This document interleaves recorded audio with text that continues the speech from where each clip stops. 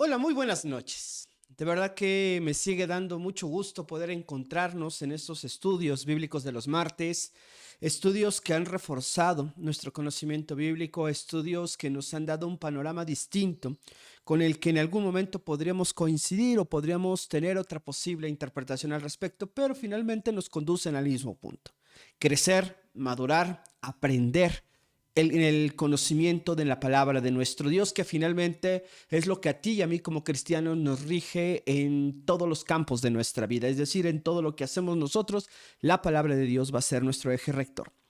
Y quiero pedirte, invitarte a que una vez más te prepares. Tómate este tiempo muy en serio, tómate este tiempo muy personal, muy íntimo, apártate del ruido lo más que puedas. Tratemos de evitar distracciones, centrémonos en el estudio de la palabra de nuestro Dios en esta hora. Si no esperas una llamada de vital importancia, te recomiendo ponerle por ahí silenciar al celular, al dispositivo, para que no nos estemos distrayendo con notificaciones. Y te voy a pedir que mantengas tu Biblia abierta en el segundo libro de Samuel. Vamos a analizar hoy, a estudiar también los capítulos 10 y 11. Capítulo complicado, capítulo difícil, capítulo que prende alertas, alarmas, que es un consejo de amor de parte de Dios para todos nosotros en diferentes momentos en nuestra vida. Te voy a invitar a que inclines tu rostro, busquemos la dirección de nuestro Dios. Bendito Padre y Señor Celestial, agradecidos estamos contigo por tu bondad, por tus cuidados, por tus atenciones. Queremos pedirte en esta noche que abrigues nuestros corazones, que prepares nuestro entendimiento y nuestro espíritu, que nuestro corazón esté dispuesto a escucharte hablar, y que todo lo que hoy aprendamos, todo lo que hoy estudiemos, sea de bendición y edificación en nuestras vidas. Gracias, Señor, porque siempre eres bueno. Gracias, Señor, porque nos amas y constantemente nos lo estás mostrando. En el nombre de tu Hijo amado Cristo Jesús. Amén. Una de las primeras cosas que podemos tener en mente cada vez que nos referimos a David es no olvidar quién es, no olvidar su naturaleza. Pero también a la par es importante que ante cualquier evento, cualquier personaje bíblico, podamos entenderlo y analizarlo de una manera objetiva. Uno de los riesgos de la espiritualidad o en la espiritualidad contemporánea, moderna, en la que vivimos actualmente, es que de algún modo necesitamos, anhelamos idealizar a alguien que nos pueda servir de inspiración para movernos, para caminar, para desarrollarnos, para crecer en la vida. Y eso hasta cierto punto es válido y es saludable, porque vivimos rodeados de personas, vivimos rodeados de muchos que en algún momento siempre van a estar ahí.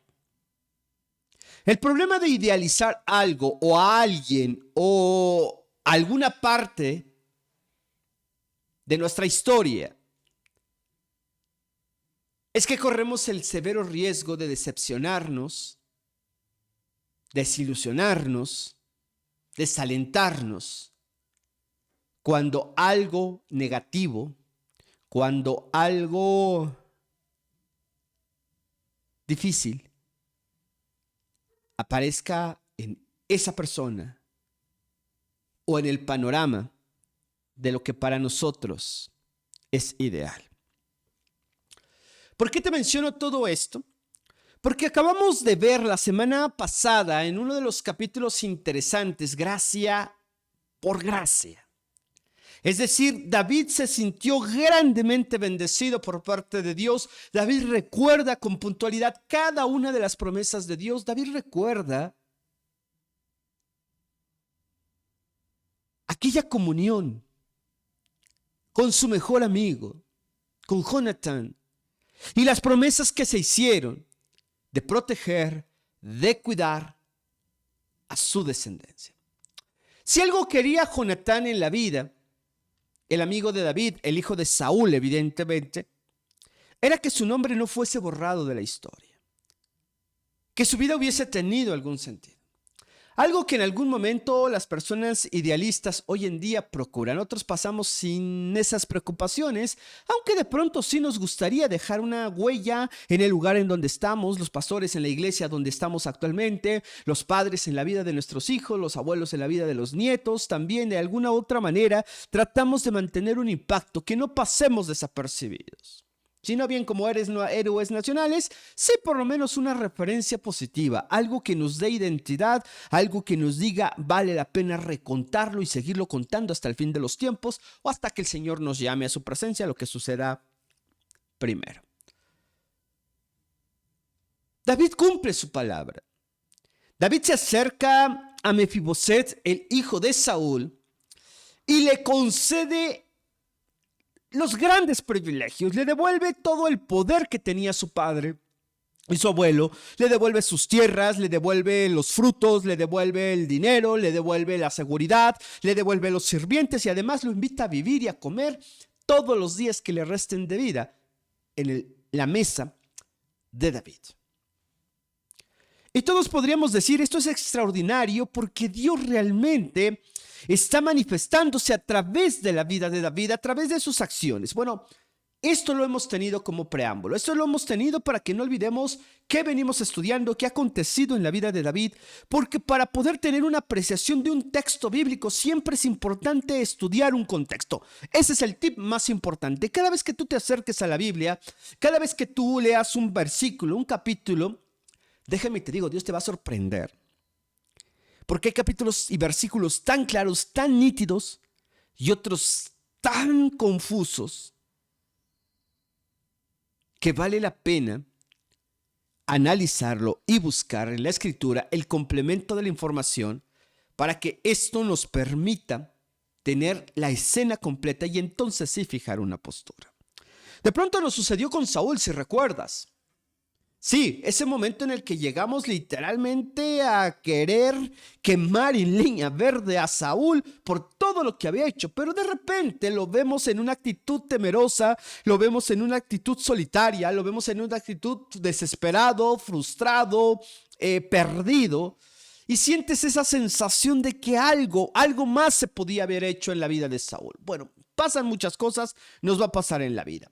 Pero ahora vamos a lo que tiene la palabra de nuestro Dios en el estudio de los capítulos de hoy. Un capítulo 10 que es muy simple, muy corto, no tiene muchas aristas sobre las cuales detenernos o estudiar, pero vamos a abundar lo más que podamos en ello para ir paso a paso. Vamos a leer los primeros 6 versículos del capítulo 10. Sí, primeros 6 versículos del capítulo 10 del segundo libro de Samuel. El Señor dice así en su palabra: después de esto aconteció que murió el rey de los hijos de Amón y reinó en lugar suyo Hanún su hijo. Y dijo David: yo haré misericordia con Hanún, hijo de Nahas, como su padre la hizo conmigo. Y envió David sus siervos para consolarlo por su padre. Mas llegados los siervos de David a la tierra de los hijos de Amón, los príncipes de los hijos de Amón dijeron a Hanún su señor: ¿te parece que por honrar David a tu padre te ha enviado consoladores? ¿No ha enviado David sus siervos a ti para reconocer e inspeccionar la ciudad, para destruirla?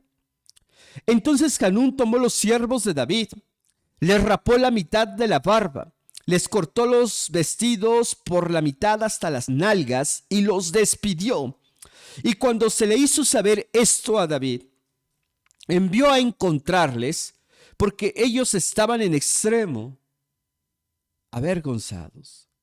Y el rey mandó que les dijesen: quedaos en Jericó hasta que vuelva a nacer la barba, y entonces volved.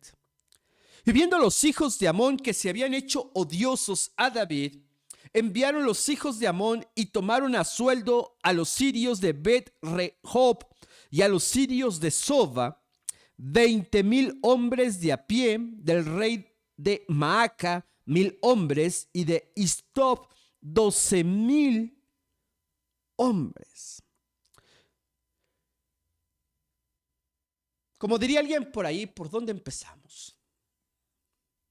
Una de las cosas que están sucediendo, y si tú lo recuerdas, parte de lo que acontece en los capítulos anteriores 8 y 9, es que una vez que David derrota a los ejércitos de Siria, a los ejércitos de los filisteos, de los moabitas, la tierra entra en un periodo de paz, en un periodo de tranquilidad. Se hablaba que incluso el reino de David había sido ensanchado, el territorio de Israel se había extendido más allá de los límites que en la época de Josué y en la época de las tribus, al conquistar la tierra prometida, habían adquirido. Y Dios le había dado paz a David. ¿Recuerdas que incluso Natán le dice: pues ve y haz lo que quieras porque Dios da contigo? Y Dios bendecía a David a donde quiera que iba y le daba la paz y le daba la victoria. Todo esto está sucediendo así. Y de pronto sucede algo inusual, en donde David empieza a tomar ciertas posturas políticas que van a ser en cierta manera nobles y leales en un primer punto. Me explico. ¿Qué está sucediendo? Que en Amón muere el rey y en su lugar reina su hijo Hanún. Por lo que podemos entender, si bien Amón no era muy amigo de David en este sentido, sí hubo un respeto, sí hubo una lealtad, sí hubo ciertas consideraciones de buen vecino. Tuvieron que ayudarse cuando tuvieron que ayudarse. Eso es lo que está pasando. De esta manera podemos entender por qué David, al enterarse de la muerte del rey, envía a gente suya, a siervos suyos, para consolar a Hanón y decirle: estamos contigo. Esto había pasado de manera normal. Pero, ¿qué sucede en estos instantes? Lo que va a pasar es que del otro lado, la actitud del sospechosismo empieza a manifestarse o a hacerse patente. ¿Qué es el sospechosismo? Es la sensación que tenemos en algún momento en la vida de que todo mundo la trae contra nosotros, de que todo mundo está maquinando contra nosotros. Bueno, a veces va a ser real. A veces va a pasar, se va a dar, ¿no? Necesitamos tener una esferita mágica para entender que 1 más 1 son 2. Pero esto no siempre sucede. Y aun y cuando suceda, es importante mantener la calma. Es importante entender a qué le estamos siendo leal nosotros. Si nosotros le estamos siendo leales a Dios, todo lo que pase en nuestro entorno, más allá de clamar justicia, más allá de establecer un orden, más allá de determinar principios, nuestra lealtad tiene que ser puesta en Dios y tiene que pertenecer a Dios. De hecho, al tema de hoy le hemos nombrado ¿leales a qué? Porque todos los cristianos somos leales, todos los súbditos son leales a algo. Todos los soldados son leales al mando en turno. Todos en un equipo de trabajo somos leales a algo. Pero centrándonos en el punto principal de la iglesia, valdría la pena preguntarnos: ¿los cristianos somos leales a qué? Si la respuesta natural y obvia es Dios, bien hecho, lo celebramos. Pero cuidado. El Señor nuestro Dios dice en Eclesiastés, mejor es que no prometas a que prometas y no cumplas. Todo esto sale a colación porque David hace algo que cree y considera noble enviar a siervos a considerar. Pero los príncipes, es decir, los hijos de la realeza, hijos del rey de Amnón, hijos de Amón, empiezan a decirle a Hanún, a ver, no te creas que de verdad es tu cuate.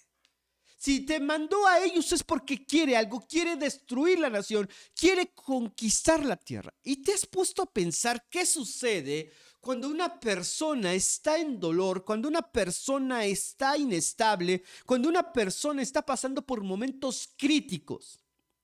No suele tomar las mejores decisiones. Por eso siempre lo he dicho y lo he realzado mucho en este tiempo que el Señor me ha permitido estar en la casa del alfarero aquí en Puebla y en algunos otros lugares en donde el Señor también me ha permitido la bendición de estar. Siempre he considerado es el peor momento para tomar una decisión en la vida es cuando estás enojado. El peor momento para tomar una determinación importante en tu vida es cuando estás deprimido. Cuando estás angustiado. ¿Por qué? Porque todo eso distorsiona tu percepción de la realidad. No es que no sepas tomar decisiones. No es que no estés listo para tomar decisiones. Pero todo eso cambia tu percepción. Y Hanún en este momento acababa de perder a su padre. Y de repente aquellas personas que estaban ahí o deberían estar ahí para apoyarlo, para darle ánimo, para darle sabiduría, para decirle, hey, cálmate, tranquilo, pensemos las cosas, no te precipites, no lo hicieron. Sino por el contrario le picaron las costillas y dijeron, aguas, porque viene por tu reino. Si esas fueran las intenciones de David, David no manda mensajeros, hubiese ido e invadido el lugar y hubiese destruido, como lo había hecho con otros lugares. Pero Hanún estaba bloqueado. Y de pronto ellos que deberían brindar un consejo sabio no lo estaban haciendo. ¿Y sabes qué? Me encanta esto de la escritura, me encanta esto de la Biblia y debemos tener esa misma sensación, esa apertura en el corazón y en el entendimiento de decir, todo lo que está en la escritura tiene un mensaje para nosotros. Todo es especial, sí, la numerología, el conteo de ofrendas, la manera de los sacrificios, todo tiene una razón de ser y está ahí por nosotros. Y en este momento también podemos aprender de la postura de otras personas, como en su momento lo hemos hecho de Nabucodonosor, que a la posteridad vendrá un rey no judío, un rey babilónico, un rey temeroso, desesperante, pero que de pronto también tiene un encuentro con Dios y cambia su percepción de la vida. Bueno, de todos podemos aprender. Y creo que de los hijos de Amnón también deberíamos aprender mucho nosotros.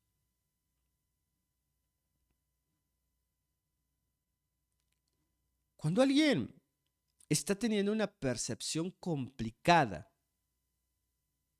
en la vida, cuando alguien está teniendo una lucha moral, una lucha espiritual dentro de la iglesia, dentro de la familia, lo menos o lo último que debiéramos hacer o lo que no debiéramos hacer, como diríamos coloquialmente, es echarle más leña al fuego. Porque vamos a lastimar más. Y de pronto también está el otro lado. Recuerda que todo esto tiene que ver con las decisiones de un versículo que pasa desapercibido. El 3 pasa desapercibido en la vida. Pues tomaron esa decisión porque eran incircuncisos, porque no eran cristianos. ¡Auch! De pronto los cristianos también actuamos así. De pronto los cristianos te diste cuenta, ni siquiera me saludó. O te diste cuenta, ya se cree mucho, nomás pone a estos. O realmente toma decisiones así o toman decisiones allá o piensan de esto, piensan lo otro. Y nunca falta quien dice, sí, tienes razón. Y fíjate, y además pasó esto. Empezamos a agregar en la historia, empezamos a complementar algo que probablemente quiero separarlo, probablemente esté pasando, pero justo en este momento el deber tuyo, el deber nuestro como cristianos es ayudarnos los unos a los otros.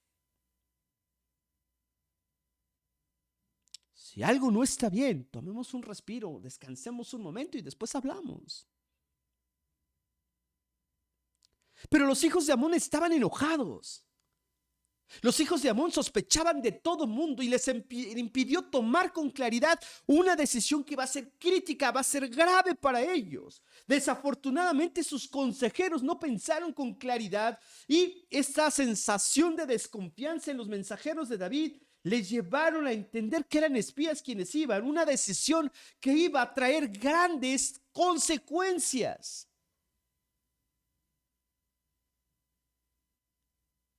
La culminación de la paz y prepararse para la guerra. Todo esto estaba pasando. De tal manera que humillan, maltratan a los mensajeros, les cortan la barba. Tú dirás, ¿y qué de malo tenía la barba? En ese tiempo y en esa época, el tener la barba era sinónimo de virilidad, del varón, era un distintivo, un orgullo tener una barba. No me imagino a los lampiños, pero finalmente la mayoría tenían barba. El ser rasgados sus vestidos y expuestas partes de su cuerpo, para un hebreo era humillante.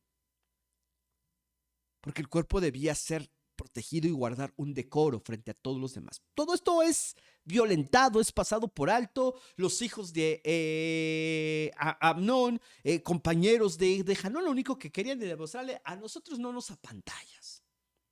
Y humilla a sus soldados. Y en el versículo 6 dice, viendo que los hijos de Amón se habían hecho odiosos a David, enviaron por mercenarios y juntan un ejército de 33,000 soldados, involucran a los sirios. De pronto los sirios no tenían nada que ver, pero por dinero le entraron al pleito y se metieron en la guerra. Vamos a seguir avanzando en esta historia, porque esto nos va a llevar a lo que va a pasar en el capítulo 11. Y quiero que lo pienses también. Avancemos del 7 hacia el final, al 19. Y cuando David oyó esto, envió a Joab con todo el ejército de los valientes, y saliendo los hijos de Amón se pusieron en orden de batalla a la entrada de la puerta, pero los sirios de Soba, de Rehob, de Isbod y de Maaca estaban aparte en el campo. Viendo pues Joab que se le presentaba la batalla de enfrente y a la retaguardia, entresacó de todos los escogidos de Israel y se puso en orden de batalla contra los sirios. Entregó luego el resto del ejército en mano de Abisai, su hermano, y lo alineó para encontrar a los amonitas. Y dijo, si los sirios pudieren más que yo, tú me ayudarás. Y si los hijos de Amón pudieren más que tú, yo te daré ayuda. Esfuérzate y esforcémonos por nuestro pueblo y por las ciudades de nuestro Dios, y haga Jehová lo que bien le pareciere. Y se acercó Joab y el pueblo que con él estaba para pelear contra los sirios, mas ellos huyeron delante de él. Entonces los hijos de Amón, viendo que los sirios habían huido, huyeron también ellos delante de Abisai y se refugiaron en la ciudad. Se volvió pues Joab de luchar contra los hijos de Amón y vino a Jerusalén. Pero los sirios, viendo que habían sido derrotados por Israel, se volvieron a reunir, y envió Hadad-Ezer e hizo salir a los sirios que estaban al otro lado del Éufrates, los cuales vinieron a Elam, llevando por jefe a Sobac, general del ejército de Hadad-Ezer. cuando fue dado aviso a David, reunió a todo Israel y pasando el Jordán y vino a Elam, y los sirios se pusieron en orden de batalla contra David y pelearon contra él. Mas los sirios huyeron delante de Israel y David mató de los sirios a la gente de 600 carros y 40,000 hombres de a caballo. Hirió también a Sobac, general del ejército, quien murió ahí. Viendo pues todos los reyes que ayudaban a Hadad-Ezer cómo habían sido derrotados delante de Israel, hicieron paz con Israel y les sirvieron, y de ahí en adelante los sirios temieron ayudar más a los hijos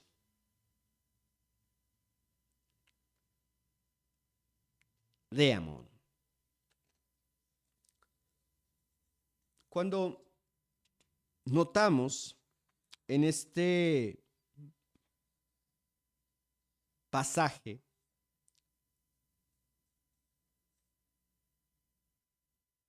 la falta de claridad en torno a lo que realmente está motivando esto. Si tú recuerdas cuando Israel derrota a Filisteos anteriormente con David, David hace algo 2 veces. Consulta a Dios. ¿Iré a pelear? Y la respuesta de Dios es evidente: ve a pelear, yo los derrotaré delante de ti.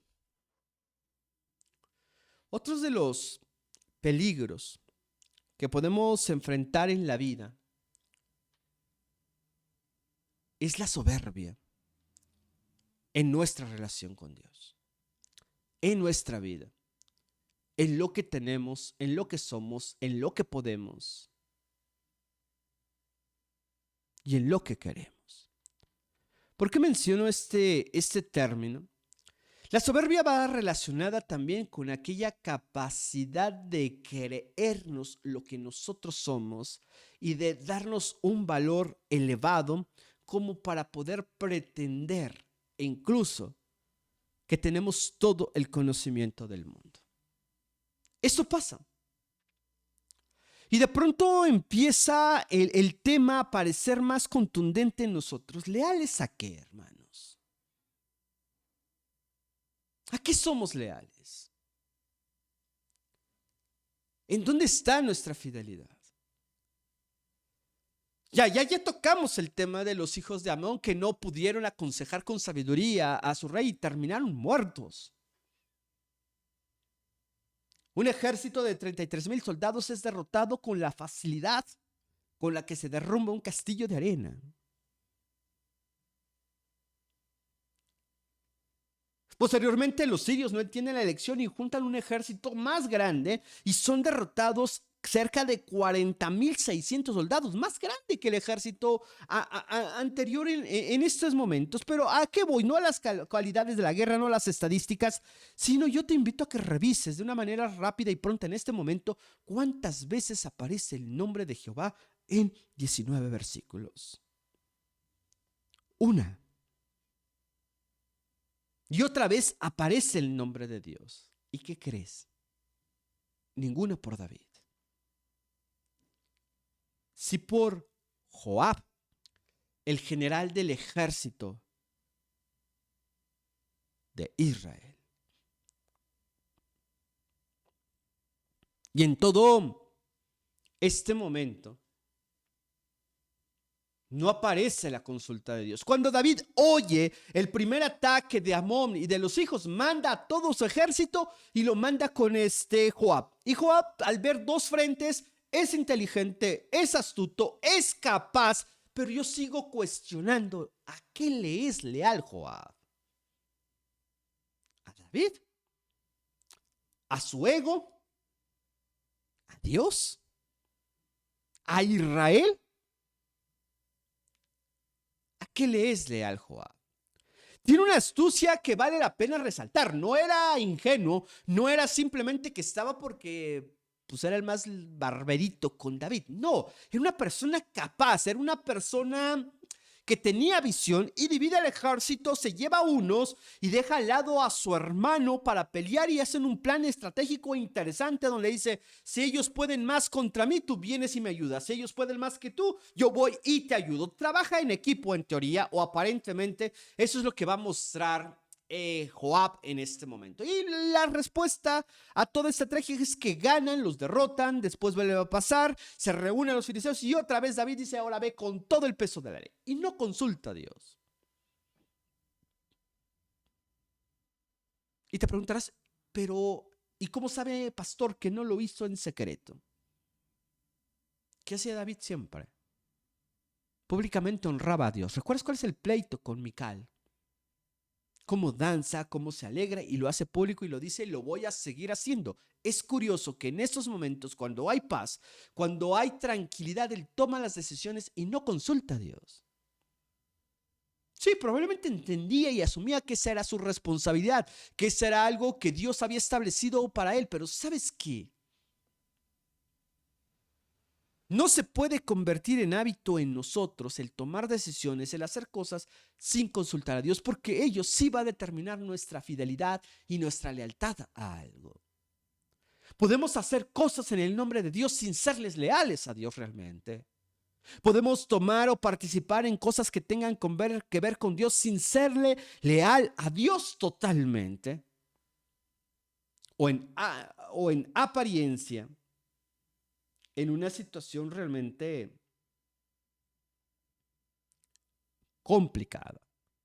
David no consultó a Dios esta vez. David ya se la sabía. Él era el rey. Él era el que tomaba decisiones. Nadie le podía decir cómo hacer las cosas porque David seguramente se indignaba. Lo conocían. Tenía un temperamento complicado también. No era un bombón David para el carácter. Tenía su carácter fuerte. Bien. Ahora, quiero llevarte a que pienses en esto, que reflexionemos en todo lo que está apareciendo. Un capítulo ordinario de guerras termina siendo un capítulo crucial que va a determinar nuestra lealtad. ¿Qué es lo que aconsejamos nosotros? ¿Qué es lo que hacemos cuando entendemos que alguien no está actuando con rectitud y que alguien está viendo cosas que probablemente estén pasando, pero que eso sabemos va a desvirtuar su relación con el Señor?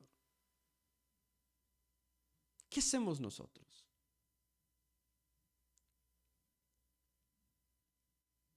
David vuelve a ganar, vuelve a asegurar sus fronteras, vuelve a reafirmar su reinado, pero ¿sabes qué?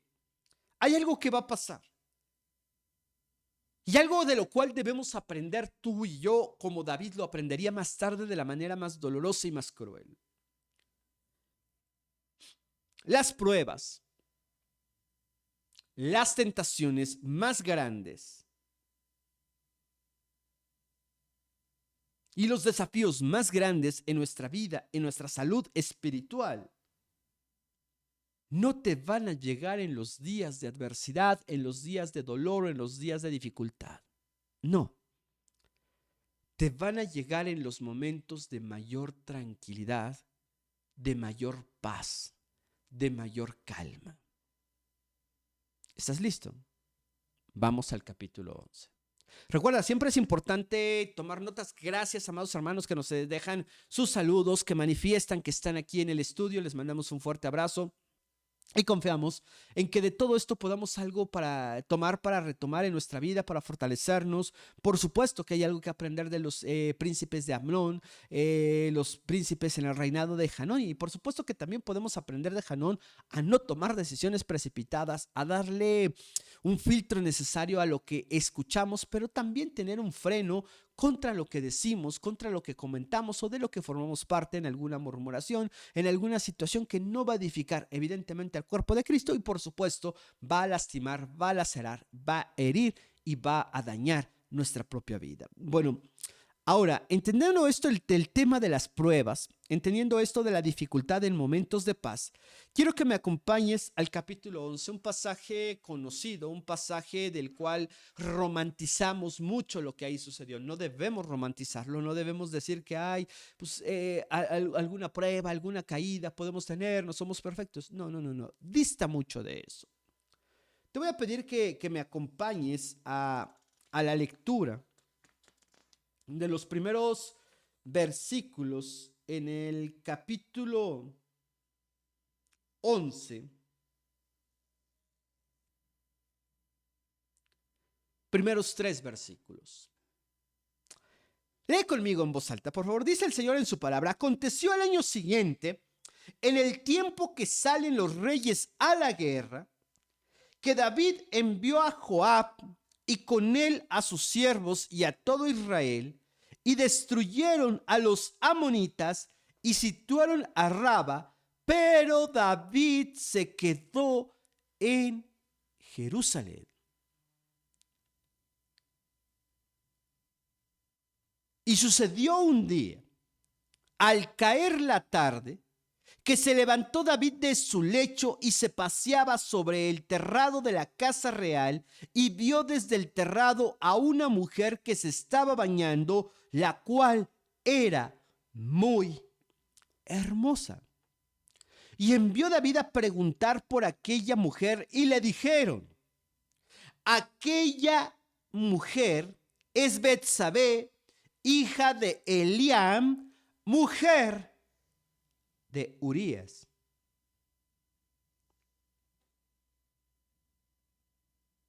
Eteo.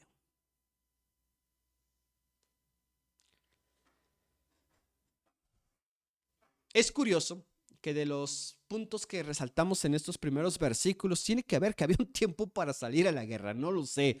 Suena curioso, pero probablemente salían en los tiempos de menos dificultad para el pueblo que quería agredir. Es decir, que no estuviese haciendo mucho calor, o que no estuviese mucho frío, que no estuvieran en condiciones climáticas complicadas, pero había un tiempo para salir a la guerra. La escritura no nos dice qué es lo que sucedía, pero sucedió que pasó este tiempo al año siguiente de que aconteció todo lo de Hanún y de que aconteció de esas victorias. Y David toma venganza y ataca a los amonitas y destruye sus ciudades. Sitian a Raba, la ciudad más importante de ellos, pero David se quedó en Jerusalén. Me quedo con esta parte, valga la redundancia, para seguir a David y ver qué hacía. Algo que viene a mi mente en estos momentos, en el estudio que hemos tenido recientemente, si tú recuerdas, cuando Abner, el general de Israel, en ese momento, antes de que David reinara ante todo el territorio hebreo, habla con los ancianos y ellos van y le dicen a David: nosotros sabemos quién eres. Nosotros entendíamos que en el reinado de Saúl, tú ibas y sacabas al pueblo y lo traías de regreso. ¿Qué significa? Que David estaba ahí. Triste resulta ser, de pronto en algunas áreas, no sé en otras áreas porque yo no soy ingeniero, yo no soy doctor, yo no soy arquitecto, yo no soy licenciado en derecho, etcétera, etcétera, diferentes carreras. Pero sí soy pastor, y como pastor te puedo hablar en este momento. Difícil es creer cómo puede cambiar nuestra percepción de un momento a otro. Aún recuerdo que como candidato al santo ministerio, que es la etapa previa al pastorado para los seminaristas egresados del seminario y hasta el tiempo de la ordenación presbiterial, somos candidatos. Y un candidato no tiene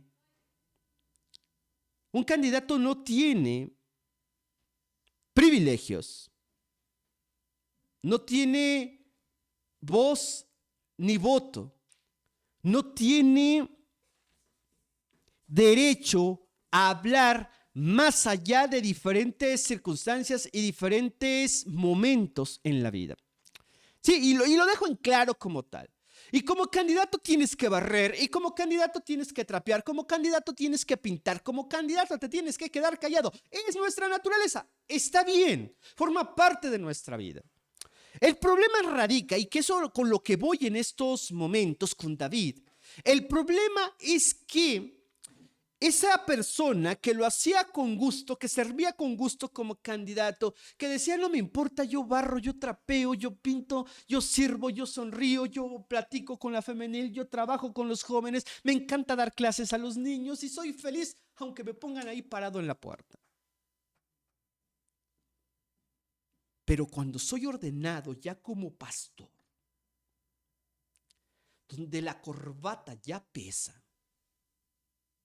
donde el título ya importa,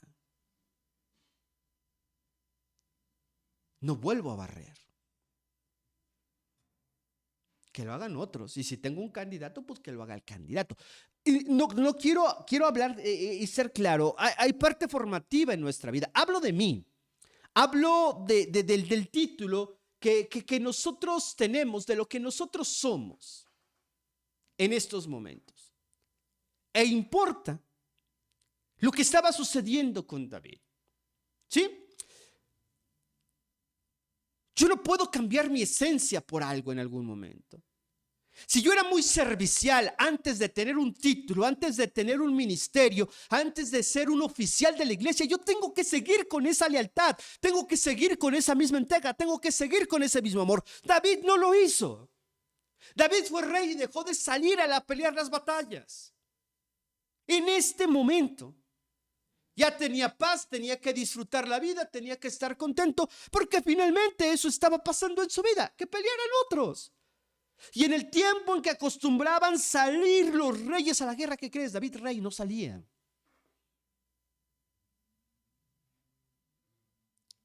De pronto no sé si notas esos cambios. De pronto no sé si entendemos que eso va a determinar nuestra lealtad. ¿Somos leales a Dios o somos leales a un cargo o a un título o a algo en particular, a un grupito de amigos, a un grupito de hermanos, a un grupito de la familia? ¿A qué somos leales? Eso es esencial porque va a determinar nuestro crecimiento, va a determinar nuestra penetración en el evangelio, va a determinar nuestro entendimiento de la escritura, por supuesto, hermanos. Y lo que David dijo y está haciendo es delicado. David se queda, y no solamente se queda, sino como por ahí diría mi abuela, la madre de todos los vicios es el ocio. No tener que hacer. David salió a la guerra. Su pueblo salió a la guerra y tiene victorias, pero sucedió que al caer la tarde David se da cuenta, se sube a la azotea y empieza a ver a la vecina. La ve que es guapa, es rey, y manda preguntar por ella. Y me llama mucho la atención lo que aparece en el versículo número 3, en donde le dicen con claridad, a ver, David, ella es Betsabé, es de Eliab, ¿y qué crees? Es casada, ya. Voltea para otra parte. Y es aquí donde a veces, amados hermanos, en el caso de David va a ser el adulterio, la fornicación, pero en el caso de otros puede ser el egoísmo, puede ser el egocentrismo, puede ser la avaricia, puede ser la soberbia, pueden ser muchas cosas. De pronto en algún momento como persona puedo decirte que me pasó. Me consideré indispensable en un lugar y sin mí no la hacen. Porque predico bonito, porque doy bonitas clases, porque viene mucha gente a la iglesia. No hablo de la casa del alfarero, otro momento en mi vida, y lo he dicho con toda la transparencia del mundo. Pero, hermanos, nada justifica el que nos apartemos de Dios, aún para hacer cosas en el nombre de Dios. Me explico. David estaba en paz. Y en ese momento volteé y David tenía varias mujeres. El problema es que David de pronto olvidó a quién le era leal. Y David le era leal a Dios. David le debía ser leal a Dios. David tenía principios. Debería tenerlos. Todos los cristianos debemos tenerlos. Es más, sí los tenemos y están basados en la escritura. Pero cuando le dicen a David es casada, parece que le dijeron, pues vas. A partir del versículo 4, avancemos un poco más en la historia. Vamos a llegar hasta el versículo número 13. Del 4 al 13. Y envió David mensajeros y la tomó y vino a él y él durmió con ella. Luego ella se purificó de su inmundicia y se volvió a su casa. Y concibió la mujer y envió a hacerlo saber a David diciendo: estoy encinta, estoy embarazada. Entonces David envió decir a Joab: envíame a Urías Eteo. Y Joab envió a Urías a David. Y cuando Urías vino a él, David le preguntó por la salud de Joab y por la salud del pueblo y por el estado de la guerra. Después dijo David a Urías: desciende a tu casa y lava tus pies. Y saliendo Urías de la casa del rey, le fue enviado presente a la mesa real. Mas Urías durmió a la puerta de la casa del rey con todos los siervos de su señor y no descendió a su casa. E hicieron saber esto a David diciendo: Urías no ha descendido a su casa. Y dijo David a Urías: no has venido del camino, ¿por qué pues no fuiste a tu casa? Y Urías respondió a David: el arca de Israel y Judá están bajo tiendas, y mi señor Joab y los siervos de mi señor en el campo, y había yo de entrar a mi casa para comer, beber y dormir con mi mujer. Por vida tuya y por vida de toda tu alma, que yo no haré tal cosa. Y David dijo a Urías: quédate aquí aún hoy, y mañana te despacharé. Y se quedó Urías en Jerusalén aquel día y el siguiente. Y David lo convidó a comer y a beber con él hasta embriagarlo, y él salió a la tarde a dormir en su cama con los siervos de su señor, mas no descendió a su casa. Créeme que, perdón, este es uno de los pasajes que de pronto nos vuelven a la realidad. Ya no se trata solo de no consultar a Dios. Si te diste cuenta, todo partió por dejar de tener contacto con Dios. David es una de las personas que, por lo menos en el segundo libro de Samuel y Samuel en el primer libro, de las personas que más veces tuvieron en cuenta a Dios y más pronunciaron su nombre y más lo evidenciaron en sus acciones y más lo consultaron. Pocas veces David toma decisiones tan arbitrarias, pero ninguna como la que hoy está tomando en el pasaje que tenemos en nuestras manos. David decide tomar por mujer a una persona que estaba casada. Más allá de los juicios moralistas que podríamos tener al respecto, más allá de decir: bueno, pastor, ¿en qué parte de la Biblia dice el adulterio? La palabra de Dios es clara: no podemos tener relaciones sexuales con alguien que no sea nuestra pareja.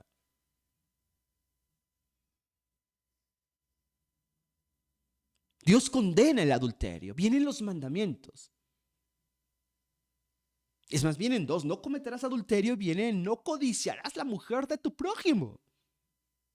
Ahí está. ¿A qué le estaba siendo leal David en estos momentos? David guarda una apariencia, y quiero que pongamos de manifiesto esto. David está guardando una apariencia. Si tú le preguntas al pueblo, era impecable. Era el mejor rey que tenían. Por medio de él habían conquistado reinos. Por medio de él tenían paz. Por medio de él había tranquilidad. Pero adentro del corazón de David se estaba corrompiendo. Tiene relaciones con una mujer que es casada. Y la historia se complica y le dicen a David, le manda a decir Betsabé: estoy embarazada. Es un tema muy sensible, no quiero abordarlo. Facebook nos tiene muy limitados, tengo que seguirlo diciendo. Pero a veces me resulta complicado que como cristianos no podamos expresar lo que sentimos, por el amor que debemos tenerle a la vida. Sí, vienen sus matices con la vida.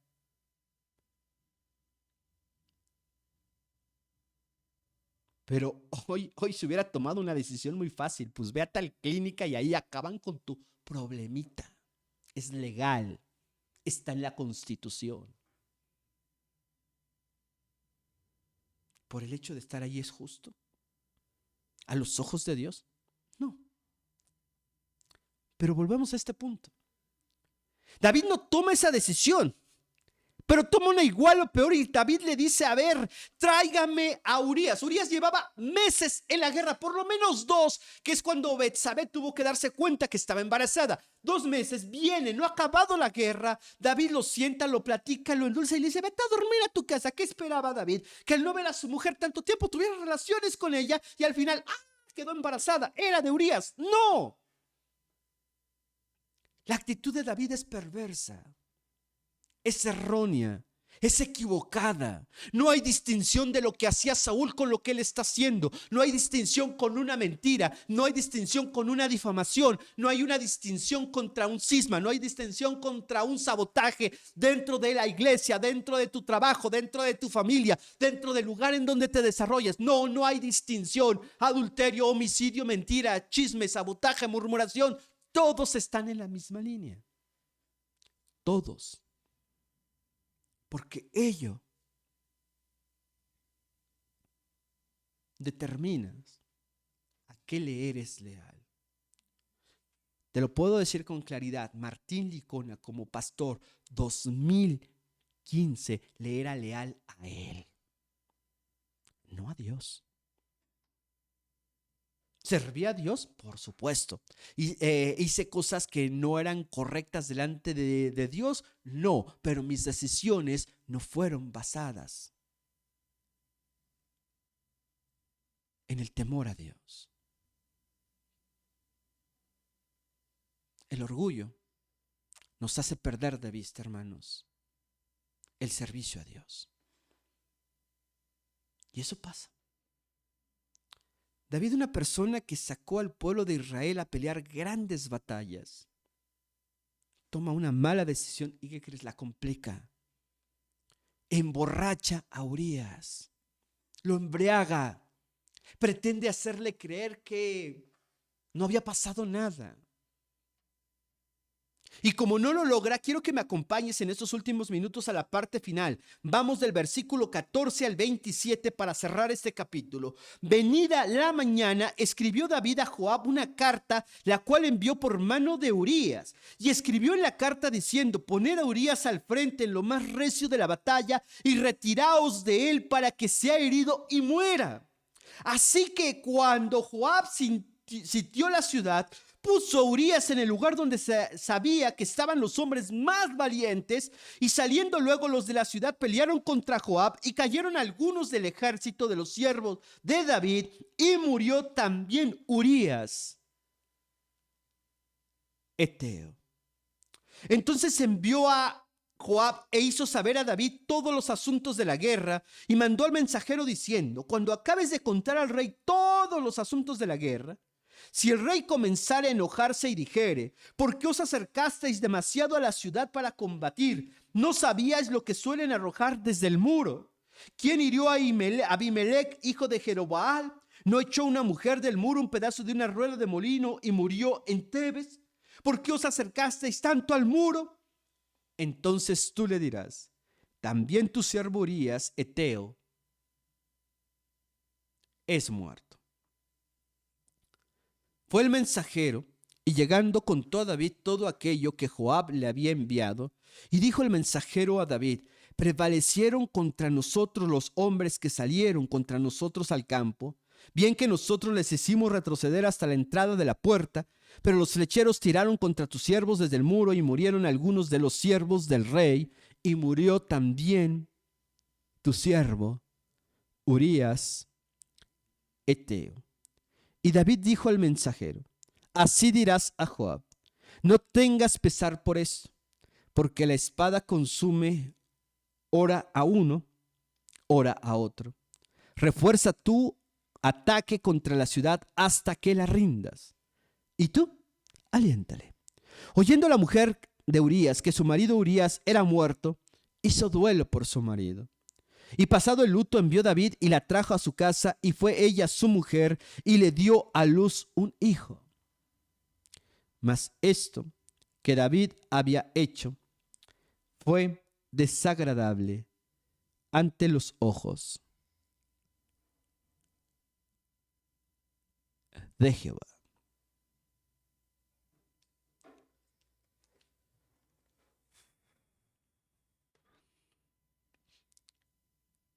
¿Qué pasó en todo esto, hermanos? No sé si necesite mucha explicación lo que acabamos de leer nosotros en estos momentos.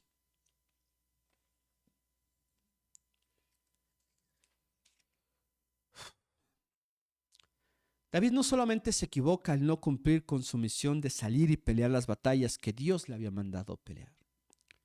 David no solamente se equivoca volteando a ver lo que no tenía que ver. David no solamente se equivoca teniendo relaciones con una mujer casada y además esposa de uno de sus hombres de confianza. David no solo se equivoca escribiendo una carta y mandando primero embriagando a Urías para que no se dé cuenta, sino que también se va a equivocar cuando escribe una carta para matarlo. Sí, el actor intelectual fue David. Y no solamente se equivoca con esto, sino que además justifica lo que había pasado. Dile a Joab que no se preocupe. Así pasa en la guerra. Es como cuando nosotros hoy en día soltamos una difamación sobre alguien con el fin de restarle autoridad y lo justificamos con la libertad de expresión. Es que ya saben, siempre hablo con la verdad. Y además, pues lo que está haciendo no es muy digno y después del chisme terminamos diciendo, pues, ¿quiénes somos para juzgar, no? Es lo que hizo David. El pasaje de hoy tendría que entristecernos a todos. La escritura dice, si uno se duele, todos nos dolemos. Si uno se entristece, todos nos entristecemos. Pero si uno se alegra, todos nos alegramos. Y hoy no hay manera de que digamos, bueno, pues yo no lo hice, yo no soy David. Hay muchos David en la iglesia, yo no. Hablamos el domingo. No sé por qué de pronto el Señor nos conecta los estudios de los martes con el domingo previo, ¿no? Hablamos el domingo acerca de la actitud que debemos tener nosotros. David olvidó, hermanos, por completo su devoción a Dios. Olvidó el temor, olvidó el respeto que le debemos servir a Dios.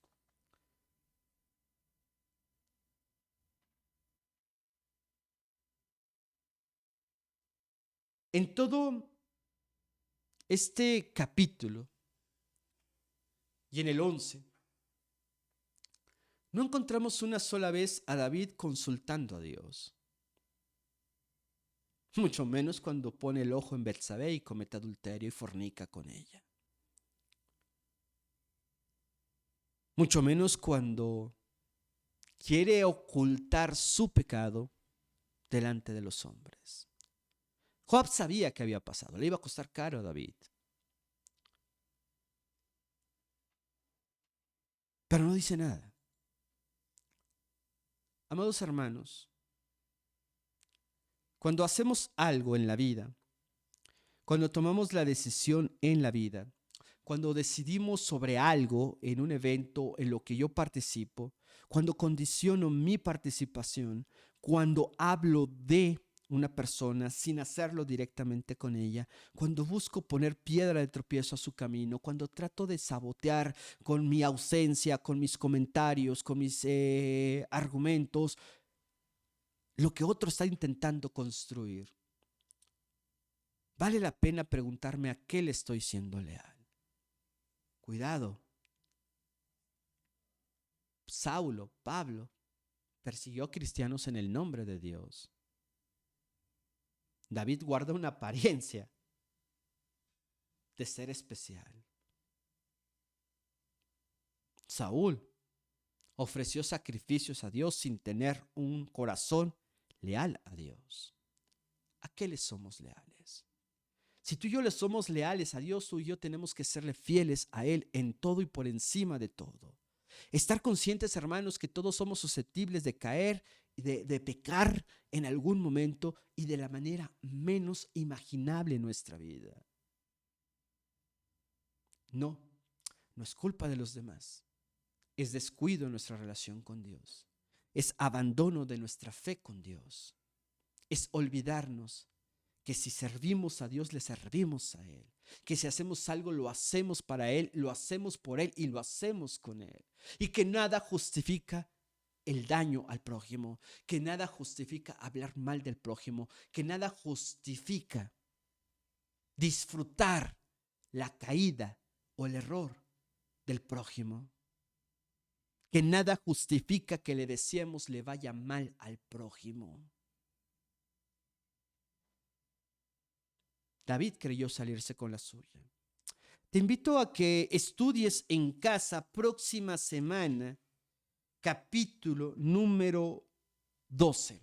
Nos vamos a quedar con el 12. Es un capítulo muy corto en realidad, trae 31 versículos, pero sería un capítulo que ojalá y nunca hubiese pasado, pero que a veces pasa porque Dios quiere recordarnos que somos santos, que nuestra lealtad es a Él, por encima de las personas, por encima de nuestras creencias. Somos leales a su palabra y nos movemos bajo su amparo. Inclinemos nuestros rostros. Bendito Dios y Padre Celestial, gracias por tu amor, gracias por tu misericordia, gracias por tus eternos cuidados. Te pedimos que nos bendigas, nos dirijas, nos ayudes en estos momentos. Permite, Señor, que podamos ser leales a ti. Permite, Señor, que abandonemos toda idea que atente contra tu reino, que toda acción, aún en tu nombre, pretenda dañar a otra persona, porque eso nunca proviene de ti. Permite que seamos humildes, que seamos serviciales, que estemos dispuestos a honrarte, que estemos dispuestos a trabajar juntos en armonía como un solo cuerpo. Nos ponemos en tus manos, en el nombre de tu Hijo amado Cristo Jesús. Amén. Que el Señor mi Dios te bendiga. Prepárate próxima semana, capítulo número 12 del segundo libro de Samuel. Natán reprende a David y pasarán cosas trágicas en su vida. Estúdialo, léelo, comparte este enlace. Gracias por tus comentarios, gracias por estar ahí. Disfruta tu noche, ama a tu familia, díselos. Más importante, muéstraselos. Nos vemos la siguiente semana.